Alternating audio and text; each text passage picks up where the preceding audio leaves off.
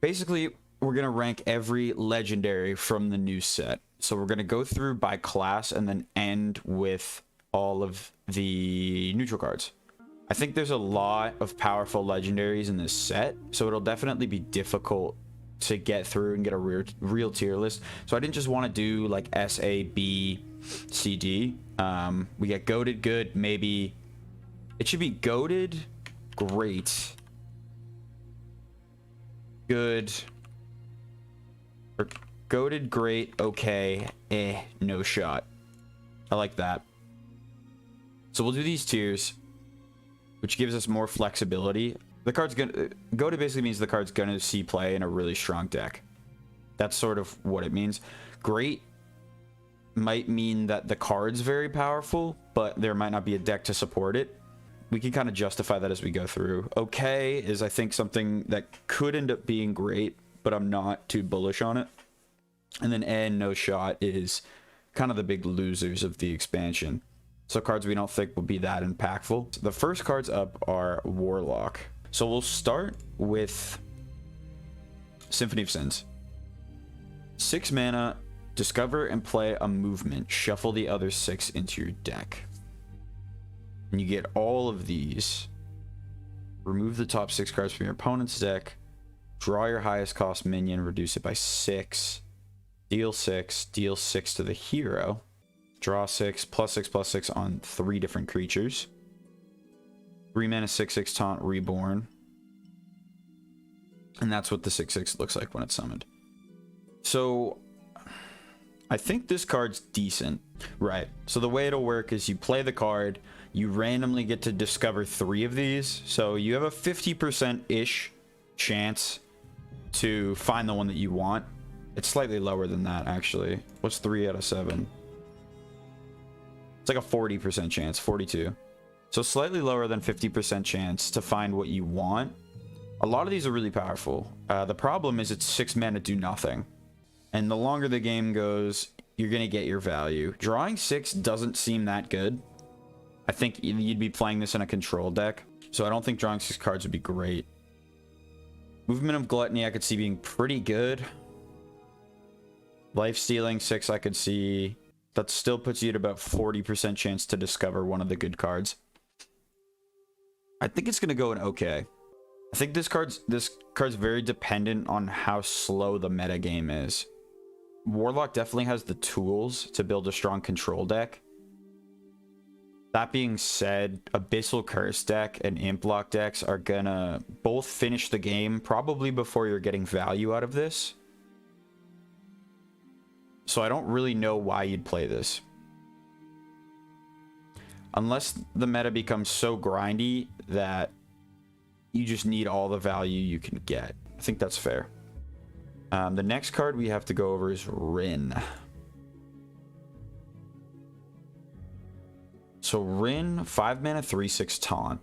Pretty weak stat line. Death Rattle, both players draw 2 cards, discard 2 cards, and destroy the top 2 cards of their deck. So 5 mana, 3/6, draw 2. How good is that? Not good. Discard 2 cards. So you can't choose which cards you discard. That's not how Hearthstone works.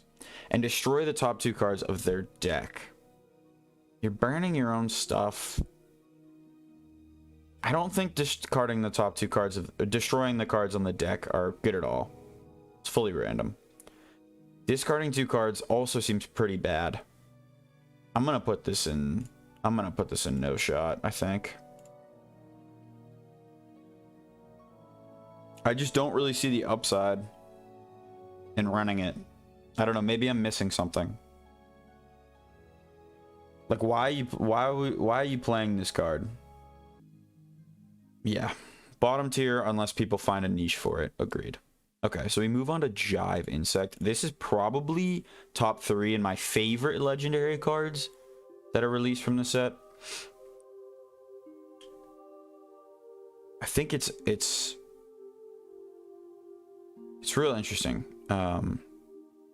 So obviously the Overload package I had rated B tier as kind of where that'll put Shaman. The thing is, I think Jive Insect is one of the best cards in that Overload package. So 5 mana, transform a minion into Ragnaros the Firelord. You're gonna have 1 mana 1/1s with Schooling. You're still gonna run that card. Card's really good. So 5 mana Ragnaros, Overload 2 is good. But I think what's better is the ramp, right? You're ramping out a Ragnaros. So when you pass turn to your opponent, let's say it's turn 6. No, let's say you have minions on the board. Let's give the card a fair shake. If you're playing a deck with this card in it, you'll probably have a minion on the board. So let's say you play it, transform into Ragnaros, right? It's going to deal 8. Ragnaros, the 8 mana 8/8 that's dealing 8 damage to a random enemy. Removal options by turn 6 are pretty good. Although a lot of sweeper effects don't get it. Like burn, the light it burns. The light it burns destroys this card. I'm thinking Priest kind of just destroys this card. You choose the 2 minions, they fight, add a copy, that new Hysteria effect. Priest kind of owns it. But thinking of other classes, Warrior can shield slam it, but lol Warrior, who cares? How is Mage dealing with an 8/8? You know, that's a good question, I think. Obviously, freezing it isn't that good because it's Ragnaros. So kind of good against Mage. Paladin can just set it to a 1/1, but it's still dealing 8 damage when you play it. I think it's pretty good. I'm gonna put it in.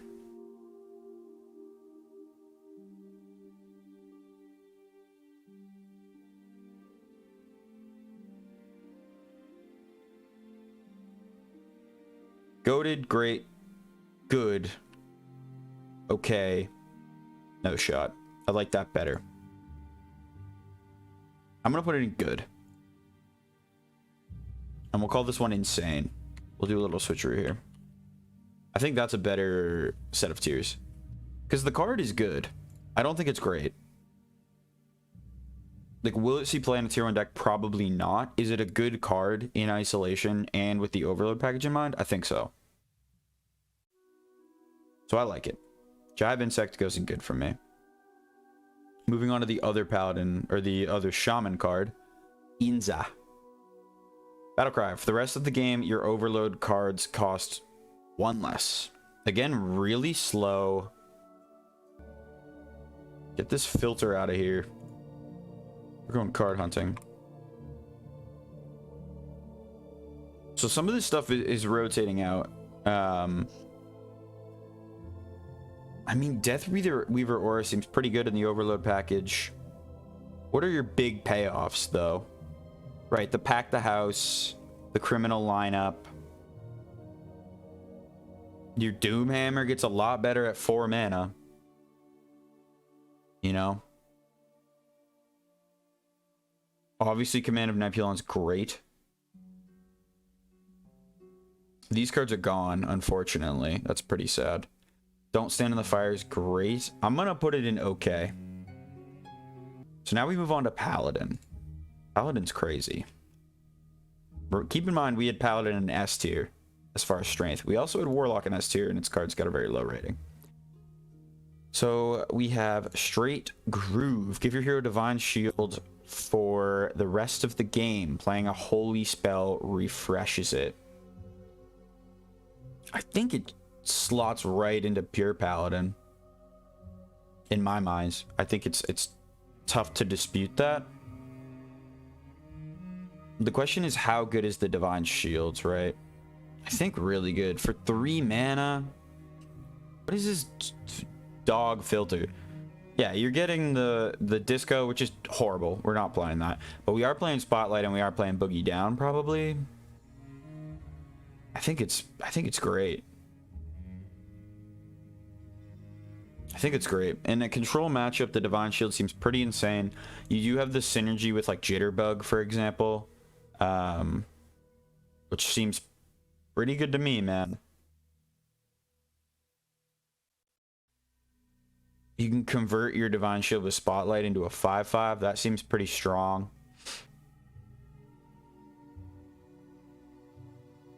Is it great? We'll put it in great for now, but I'm not totally convinced. Kangor Dancing King. Death Rattle. Swap this with a minion from your hand and give it lifesteal. 5-minute 3/3. Again, real slow.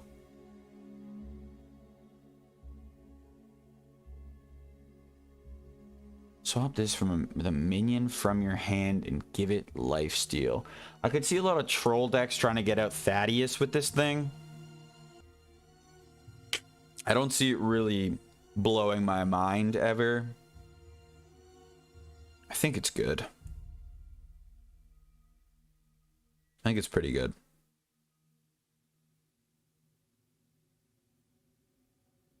Yeah, it really doesn't fit into any current archetypes. That being said, I think like the Annoyer-Treep, the Lead Dancer are obviously your hits. So maybe it's like a big Paladin type Death Rattle deal. You can kind of finesse what goes into your hand with Order in the Court. So you draw your Kangor, right? And then you Order in the Court. And you start drawing all these big minions.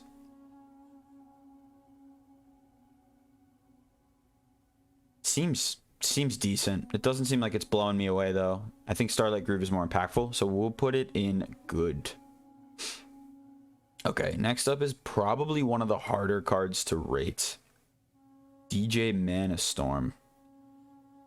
I think it's insane though. So 10 mana 8/8. Battlecry, set the cost of spells in your hand to 0. After you cast one more, the others cost one more. So let's say you have 4 spells in hand, right? 0, 1, 2, 3. You're playing 4 cards for 6 mana, regardless of what they are. So imagine you go DJ Mana Storm and Arcane Defenders. Next turn, Pyroblast, Arcane Defenders, Blizzard, or something like that for 4 mana. I think it's insane. Even if it doesn't fit into a deck, I feel like there's just so much value. Let's look at standard mage spells real fast. But your Pyroblast is here to stay. Your Arcane Defenders is here to stay. You're kind of losing a lot of... Your Deathborn, your Blizzard. Okay. Even Arcane Overflow gets a lot better. Refreshing Springwater gets pretty cracked if you're paying 0 mana for it. I could see this going into a deck where you're playing your Kel'Thuzad, right? And you're just kind of bouncing cards over and over. You're replaying the same spells. The Arcane Defender seems like the big value. This is like the dream. A 0 mana 10/12 taunt hexproof seems pretty nuts to me. Being able to play Deathborns for 0 also seems pretty cracked. Even 2 or 3 mana, that's allowing you to like Egwin Deathborn, right? A lot easier, squeezing that extra spell damage. It seems pretty insane to me. 10 mana is expensive, but I think it's insane. I don't see a world where you're not getting incredible value every time you play this card. Infinitize the Maxitude. Our next card. Discover a spell. Finale. Return this to your hand at the end of turn. So a little bit difficult to rate in that we don't know how, gameplay wise, how easy it is to hit Finale. We can kind of make assumptions, but we haven't played with Finale. Anyone else hate this art? I think it's so stupid. I think the name Infinitize the Maxitude is also stupid.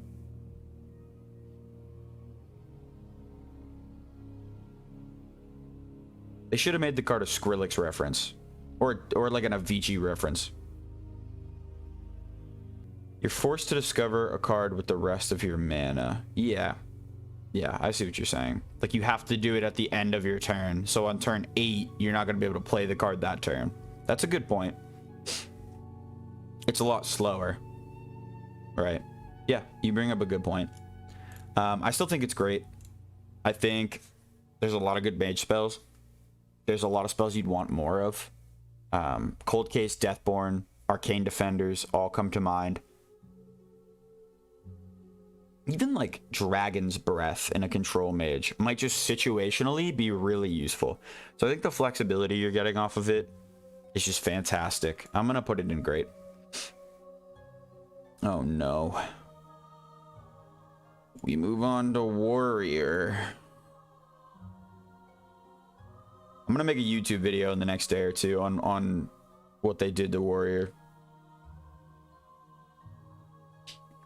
Start with Rockmaster Voon. 4 mana 4/3. Battlecry. Copy a minion of each minion type in your hand.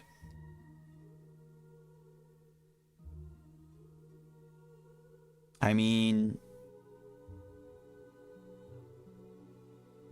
okay.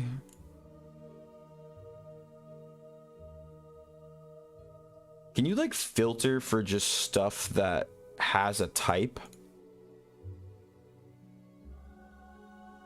No. So as much as you might want to troll, I do think the amalgam package is a Warrior's best bet. Let's just go through here. Just Warrior cards alone. Trench Stalker, Tidal Revenant, Blackscale Brute. 3 cards you'd probably want to run in this type of deck. 3 different cards. Nelly, boom. There's 4. Crush, throw Crush in. Who cares? Boom. Flesh Shipper, boom. So it's going to draw you a ton of cards. And it definitely combos well with the other legendary card. The question in my mind is just how clunky and how slow is it? It's pretty clunky. It's pretty slow. But it's drawing you 3 to 4 cards. Cargo Guard, throw it in, baby. Throw in Thorbalor. Throw it in. And you can also build your deck to tutor. Oh, it's not drawing you. It's copying them in your hand. Is that better or worse? It's most certainly worse.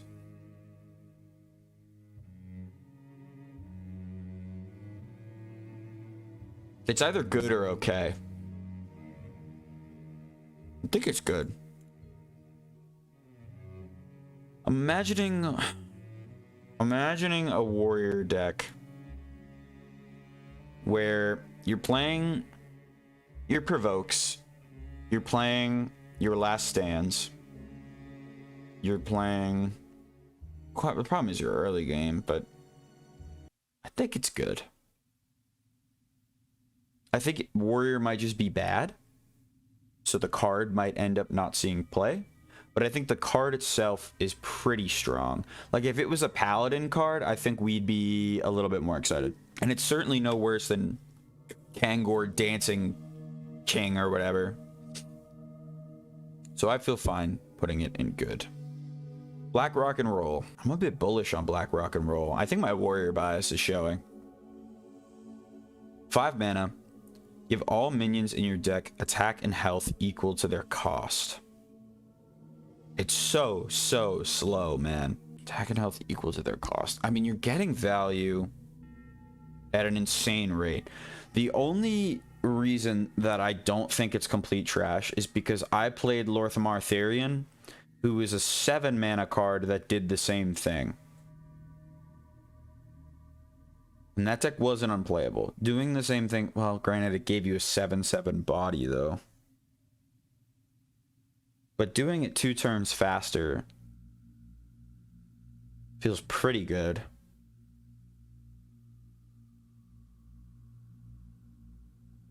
I'm gonna say it's okay. I think it's okay. I think it's just okay. It's not blowing my mind. But I think it's okay. I just see it slotting in that Warrior deck. The problem is I think that Warrior deck's bad. I think Voon has a much better chance to be more powerful. Simply because it's not a massive tempo loss. And a lot of the cards that are typed are really strong, right? like Thorbalor, for example, really strong. You got your Soloist, which I think is okay.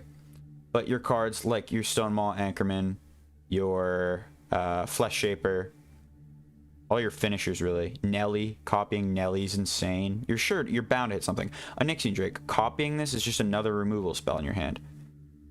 You know? So it feels decent. I like that. Okay, it is on Black Rock and Roll.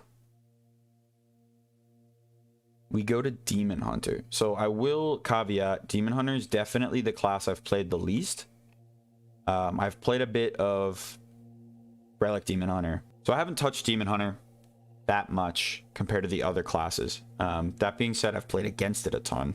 And we start with Halveria Dark Raven.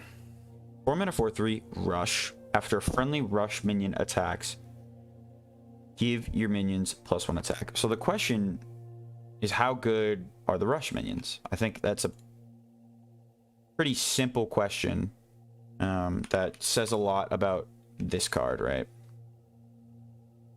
In the new set, we'll start with the new set, we are getting Snakebite, which I think is okay. Security, which I think is pretty good. Well, it's okay. Rush the Stage is fantastic, though. And I think Rush the Stage, Rush the Stage literally makes it better. Because Rush the Stage is actually insane. 1 mana draw 2. And you're ramping out the minions. So, keep that in mind. Like, I could definitely see a pretty scary turn where you play your Chow, you play your security or whatever. Like, you build up a board state. And it's not just Rush minions that are getting the attack. So I could see it being pretty scary where, like, you have, you know, on turn 7 or whatever, or turn 6, you play your Halveria and then you play your security and pump your minions for 2 mana, give all your minions +3 attack. I think it's okay. Is it good? I think it's okay. I think it's okay. I think I like the idea of being able to pump your minions. I think that's a really powerful effect. Like Grave Strength and Bloodlust are incredibly powerful cards. And this is a bit more convoluted, I would say, than that. So I think it's just okay. I wouldn't say it's very good. But I could see this being really strong. If someone really refines a deck to be able to consistently give your minions +3 attack in like a very tempo, mid-range oriented Demon Hunter, I could definitely see it getting a lot of value. So next is Going Down Swinging. Give your hero +2 attack this turn and immune this turn, then attack each enemy minion. It's a 5 mana board clear in a 2-card combo. I think this card fucking sucks. Well, let's see the Demon Hunter cards that give attack. Maybe I'm just forgetting.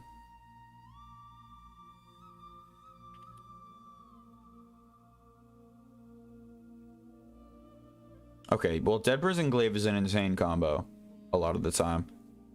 Your Flurry's still here, right? Is Flurry rotating? Yeah, Flurry's out. You still have your Chaos Strike. I mean, Fossil Fanatic draws you 800 cards. Whoops. Multi-Strike's obviously very good with it. Dude, I forgot about Glaive Shark. Can we talk about how good this card is? And it just doesn't fit into an archetype. 4 mana, 4/3 Consecration. If you attacked. So you literally just use your hero power. The old meta, dealing 2 damage to everything wasn't very valuable, right? Because people were either playing million minions, or they just weren't playing any minions until you were dead. Yeah, it's a board clear for 5. It doesn't combo super well with anything except multi-strike and Chaos Strike just give you 2 attack. I think it's just really expensive. Like, isn't Glaive Shark just better? You do get to attack face, but you're probably only hitting for 4 max if you play your multi-strike. You can pump the shit out of your Battle Fiends. I don't think it's very good. You don't have to use it on turn 5, but what's the big payoff? Because right now it's just 5 mana, deal 2 to all enemies. All enemy minions. You're not really getting any value for that.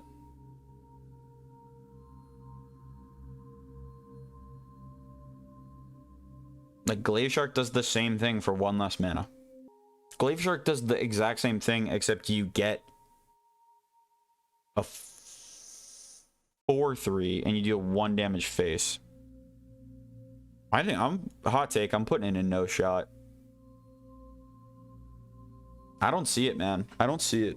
Again, though, caveat, I think all of these cards could definitely be broken. All right, we have to speed up a little bit. This is taking fucking ages. So we're going to go a little bit faster through these. So Priest.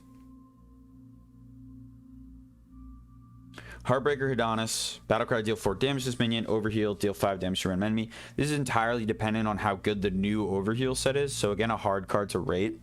I had put Overheal Priest in B tier, which I think was a bit of an underrated. Does it go an Undead Priest?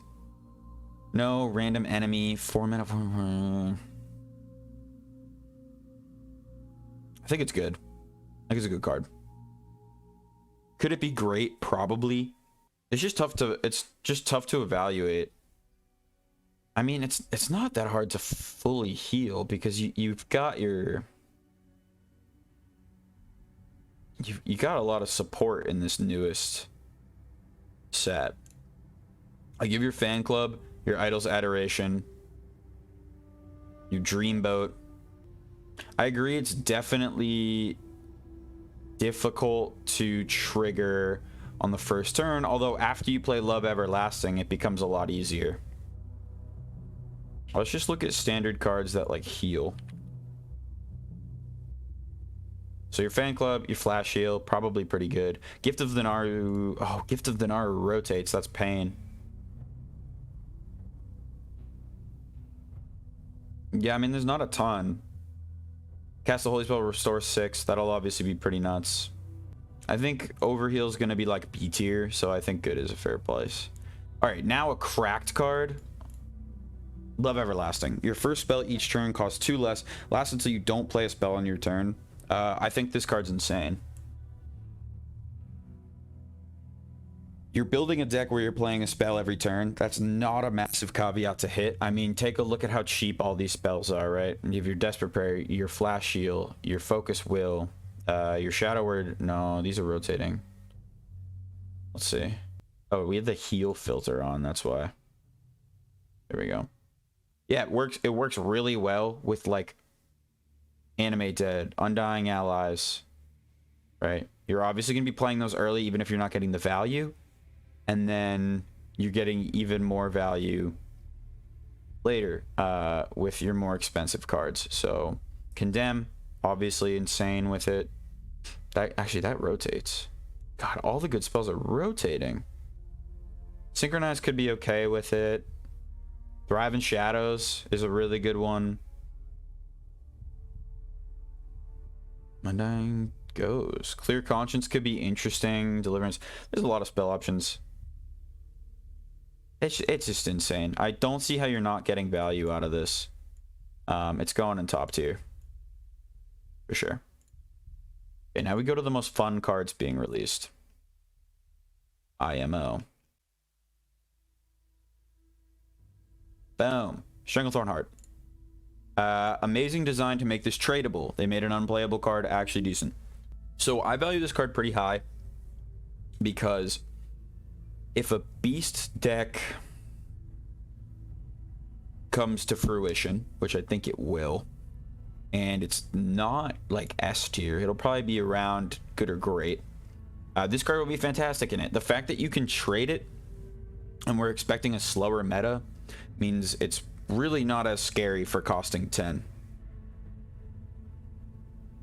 What is Resurrecting? Resurrecting means it just comes back to life if it died that game. Doesn't trigger battle cries. It does not trigger colossal. No, it does trigger colossal, but it wouldn't trigger any battle cries.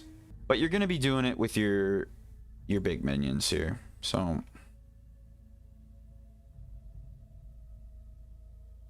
Banjosaur I'm still not sold on. You're obviously going to throw Crush in here. You're obviously going to throw Hydralodon in here. You're obviously... well, you might not throw Savannah Hyman in, but you're definitely going to throw in Mr. Mukla. Imported Tarantula's gone. Shadehound's great. Shadehound's actually really good. If you can give it Rush somehow. With the location, you can give it Rush.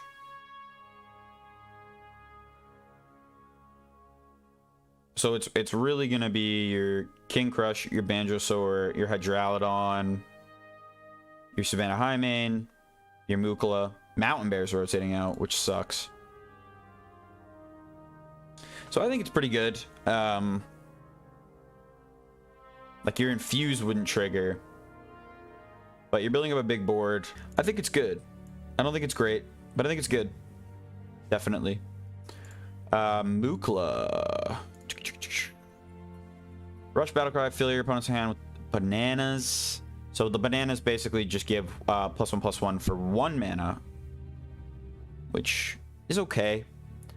It's a lot of value for your opponent, though. I don't put much value on milling 1 card. 6 mana 10/10 Rush is insane. You're definitely getting 2 cards for 1, right? Because you're going to trade in, kill something, and then they're going to have to use some sort of resource to remove it. On turn 6, 10/10's living. It's excellent to resurrect. It's excellent to copy with the new spell. Where is it? Big Dreams. Excellent with that. I think it's great. I think it's good. I think it's good. I don't see it breaking the meta and being like a staple in the deck. These 2 cards, right, I'm seeing is like staples in top tier decks. Mr. Mukla might be great, man. It might be really good.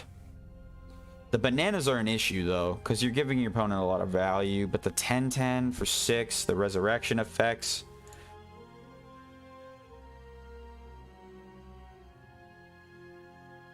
I don't put much value on the mill of 1 card. I don't think that's very good. So if you're giving them like 7 bananas, 6 bananas on like an aggro deck, but the Rush, 6 mana 10/10, I'm gonna put it in good. I'm gonna put it in good. I don't think it's great, but I think it's a good card for sure. I can say that with confidence. MC Blingtron, I think it's great. 5 mana 3/4. Both players equip 1/2 microphones. Your opponents increase all damage they take by 1. So I'm imagining a very tempo-oriented rogue deck that has a lot of finishers, whether it's Draco Weapon, which doesn't super combo well with this, but whether it's your spell damage and you're just flinging a bunch of combo spells, playing your combo minions, using Jolly Roger, making a bunch of 1/1s, making your concoctions. I don't see how this card isn't good. I think it's great. We talked about how the meta is going to slow down, and I don't think this card is too slow at all. The meta is definitely going to be weaker with the sets rotating out. I see Blink Strong as being great. You could argue for Insane, for sure. Taking 1 extra damage is good, but again, having to equip a weapon over something you already have is not so great. So I think it's a powerful card. I think you're getting a lot of value. MC Blingtron for the win. You know what is insane? Mana cheating in Rogue. Mana cheating in Rogue is insane. We've learned this time and time again. This card's insane. This card's literally insane. Return all friendly minions to hand. They cost 1. That's gross. I mean, we can run through even just some of the rogue cards, although this works well with a lot of neutral cards as well. Yeah. So returning examples: Kravatoa, insane. Sunkeneer, probably not running, but insane. SI7 Assassin, rotating out. Who cares? Let's see. Draka, cracked with Draka, disgusting with Draka. It's another weapon if they destroy it. I don't think it's great with Edwin. Oh god, is it Hockey's time to shine? I don't know. Any battle cry card is pretty strong. Private Eye is pretty gross. Casting 2 more secrets. Swift Scale Trickster, gross. A lot of good cards, man. It's insane. I don't think I have to say too much. It's got to be up there. I just don't see a world where it's bad. I just don't.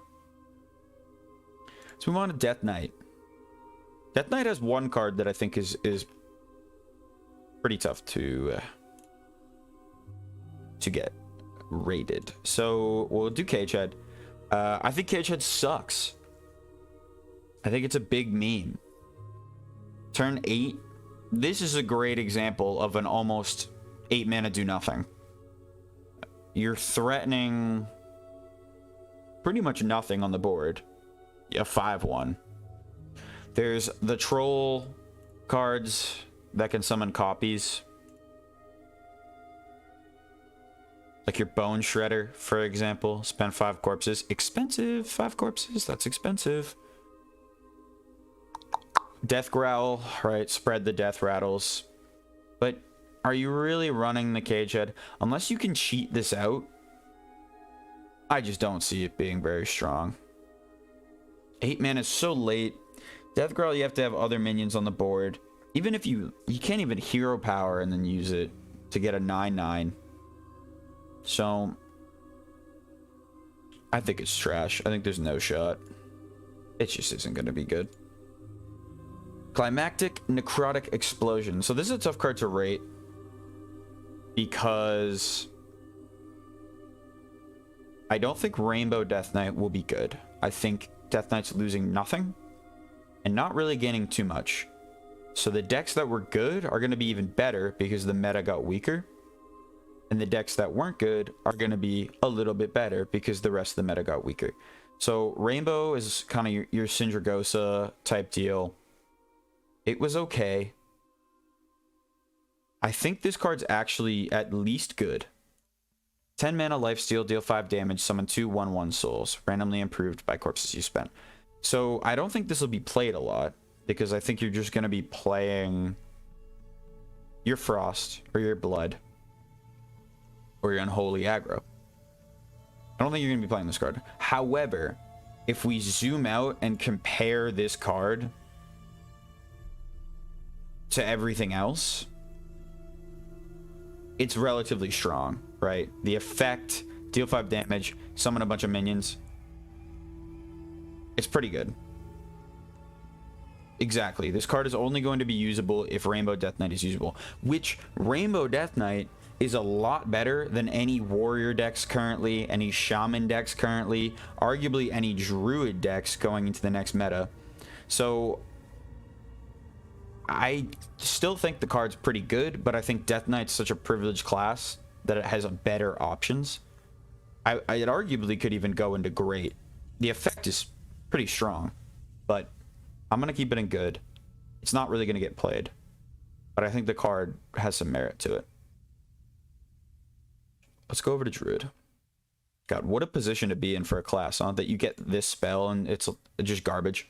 I guess you could argue the card's bad because the cost is also Rainbow, but I'm looking at more as the card outside of the runes.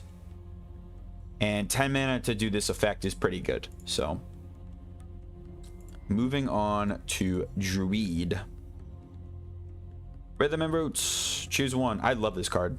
Choose one secretly. Summon 3 5/5 Ancients in 2 turns, or 8/8 Giants in 4 turns. So the card is poorly designed, I think, because you're never going to choose the Ancients, so the secret choice doesn't matter. Or you're never going to choose the Giants, excuse me. 4 turns is so long for +3/+3 on all your minions. If your Druid deck is based around a board state and based around building a powerful board, you want to do that with at least some sort of tempo and regularity to it. This card obviously combos with the Drum Circle, right? On your turn, the secret pops, your minions come out, you play your Drum Circle, everybody gets taunt. They, I think, specifically designed it so that way it doesn't really work on turn 7, but that's obviously a great combo. I don't think the spell's a complete joke, because it's a 4 mana 15/15 in 2 turns. That's a lot of stats. Like this stupid idiot. I'm moving down Kangor Dance King. I'm moving down Kangor. This is stupid. I'm moving this down. This card sucks. You're telling me this is the same tier as...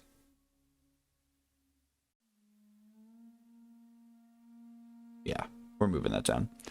The Druid spell probably does go in okay with Kangor, though. So it is 4 mana, do nothing. True. But the deck is gonna be based around buffing your minions. And I think it's gonna be more of a tempo deck. So I think 15 and 15 in stats actually has more value in Druid, I would say. I guess Pride's Fury's gone. So like Soul of the Forest on the turn when they summon is kind of cool. It's not great. Yeah, it's probably just okay. I like it a lot though, and I think it has potential. Heart of the Wild, yeah, that rotates, huh? Yeah, we'll get it out of here. Put it in okay. Zog, no shot. I hate this card. Show me Zog so I can flame him. So bad. 7 mana 6/6 battlecry summon 2 1/1 Quillbores with taunt. Improved by your hero attack and armor gain this turn. So best case scenario, you're not dead, and it's turn 9, and you hero power, attack, and play Zog to make, after playing all your other hero power buffs, you're making 7 mana 18/18 in stats. Well, we just decided that 4 mana 15/15 on turn 6 wasn't good enough. So now we're saying that turn 9 18/18 is good enough. That doesn't make any sense. Yes, they have taunt. Yes, there's ways to make it more than that. It's too slow. Your opponent is definitely going to have an answer by that time. I don't even think Hero Power Druid needs this. I think Hero Power cards from the new set are actually just way better than this card. I think Peaceful Piper's insane. Free Spirit's pretty good. Groovy Cat's nuts. Spread the Word's pretty cracked. Pretty good. I mean, Flower Child seems okay too. This card just seems really, really underwhelming for me. So it's a pass. Let's go to our neutral here. Start with ETC, I believe. No, we start with Tony. So Tony's great. I don't think Tony's insane, but Tony provides a win con to a control deck drawing through. In Warlock, there's a lot of trolling, right? Making your hero immune. Jailer Tony is out for basically every control deck in the game. So Jailer Tony exists. It'll happen. Turn 10, you play your Jailer. Your deck's gone, but your minions are immune. And then the next turn, you switch decks with your opponent. Bada bing, bada boom. Your opponent is now milling, and you have a hand left of cards. I think Tony's really powerful. I don't think it's blowing anybody out of the water, but it's a really nice win con with the Jailer for a lot of control decks. Granted, the finale doesn't matter, actually. Yeah, granted nothing. Not Jailer, am I trolling? Basically, you just got to make sure you have Tony in your hand before you do that. Jailer, destroy your deck. Minions are immune. Flip decks. Your opponent's stuck with everything in hand. You hopefully are playing a control deck, so you have at least one answer. You also have a 10/10 immune. And you start fatiguing your opponent and draw their cards. Seems pretty good. ETC. ETC is going in no shot, unfortunately. So ETC was released. No one plays them. I think... Okay, you know what? Hold on. That was a really fast. The other combo where you spot... Hold on, let me read this with him up. So we're going back to Tony real quick. The other combo where you swap the deck, spend 2 mana to change all cards in your deck, higher while keeping the user cost, then you switch your deck back and delete cards that didn't start from your deck. I see. Yeah, yeah, okay. So there's combo potential with Tony.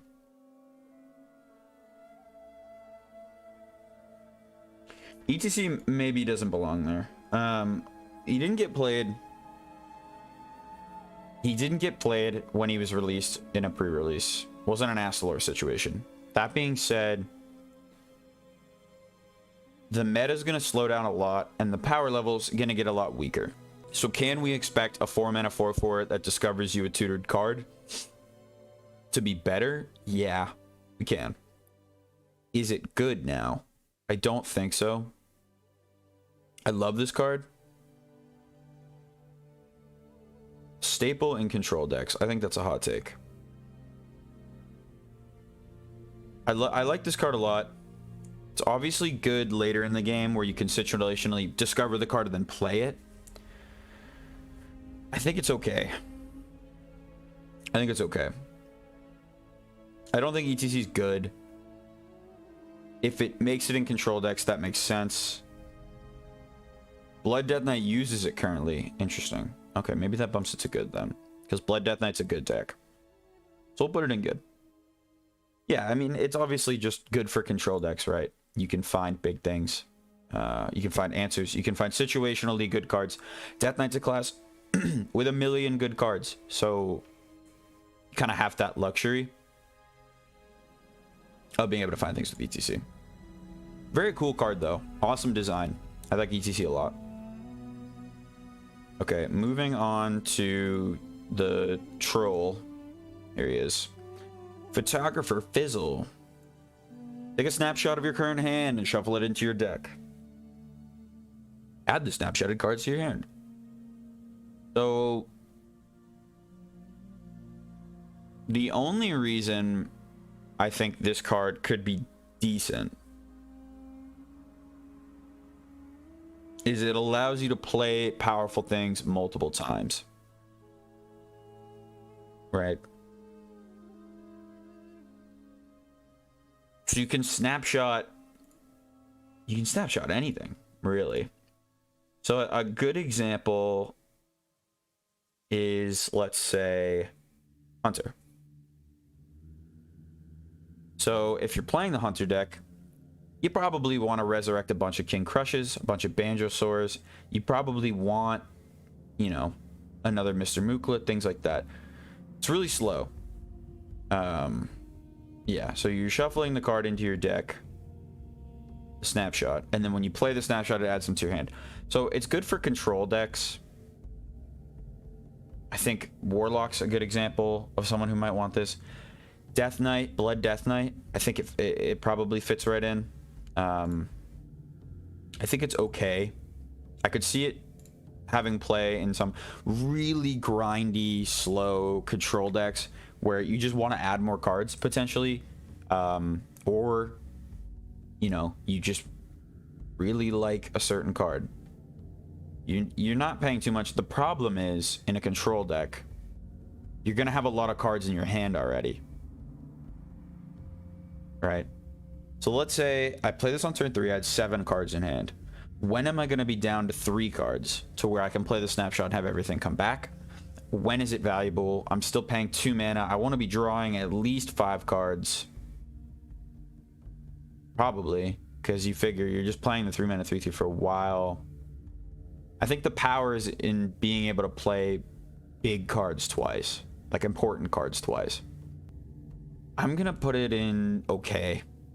No higher, no lower. We move on to Pozic, Audio Engineer. 4 mana 5/4. Battlecry. Add 2 3/3 bots to your opponent's hand. Death Rattle, summon them for yourself. So the audio bot is a 3 mana 3/3. Pozic's pretty good, I think. This is a very old school card, and I like it a lot. It reminds me of Dr. Boom in a way. Where it reminds me of Dr. Boom in a way where it's not incredibly overstated. It's not too insane.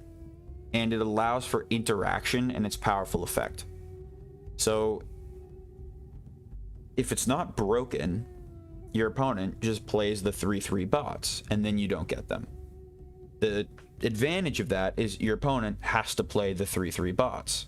So they're spending 3 mana on a 3/3, which you'd love to see that if your opponent's doing that. That's fantastic. This is a card where you'd obviously want to play multiple of them. I think it's just annoying. I think it's good. Is it great? No, I think it's just good. Nah, maybe it's great. You're creating some value for sure. But at its best, it's 6. It's an 11/10. You think it's the best card in the set? I think you're smoking crack, dude. I think it's pretty good. I agree. I love this card a lot. Oh, it's a battle pass card. That's cool. I'm gonna put it in great. I'm gonna put it in great. I see it being pretty powerful.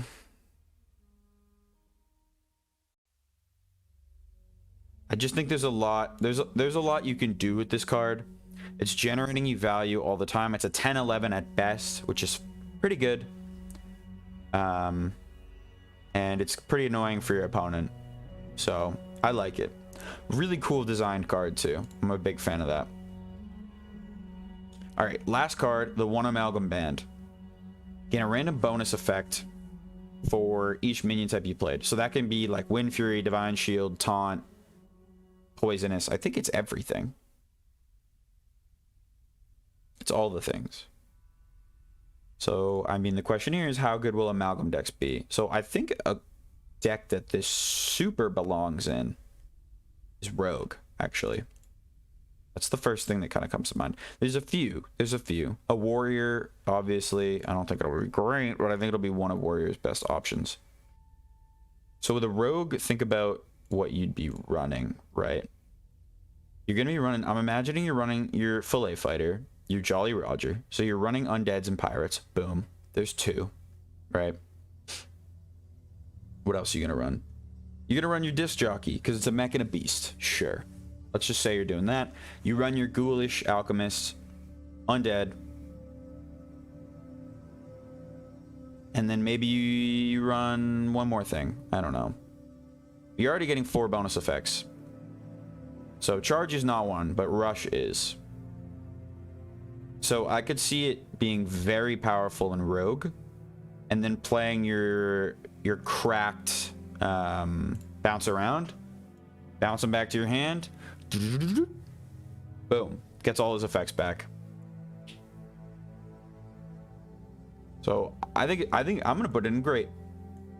I'm really optimistic about it. I think it'll be really good for some decks. I think it allows for an archetype that didn't exist before, which I think makes it a powerful card. I don't think it'll be in any tier 1 decks, but I think in the decks that I could be wrong about that, but in the decks that it is in, I think it'll be a standout. I think it's great. I'm pretty bullish on this card.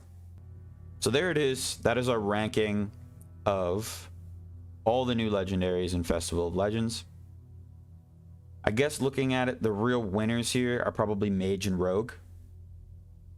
With Mage and Rogue both having an insane and great card as we ranked them. Also Priest and Paladin getting some really good cards. And then I think a solid mix of legendaries in the good and even a few in the okay that I could see being really powerful when the meta shakes out. I think the neutral cards all look really, really fun. Super exciting. I think that's a really good list. It evens out. Everything's kind of middle of the road. Unfortunately, I think Death Knight's probably the biggest loser along with Warlock. I don't think the Warlock cards are bad, but I think a lot of the other classes got some broken shit. I think it's arguable the Hunter cards are actually worse than the Warlock card, Symphony of Sins. But I think they'll be more important. I think it'll be more important. Those cards will be more important to Hunter than those cards will be to Warlock, in my opinion. So this is definitely going on YouTube. Thank you very much for watching. If you enjoyed the video, like, comment, follow the stream, twitch.tv junglejakes. Appreciate it.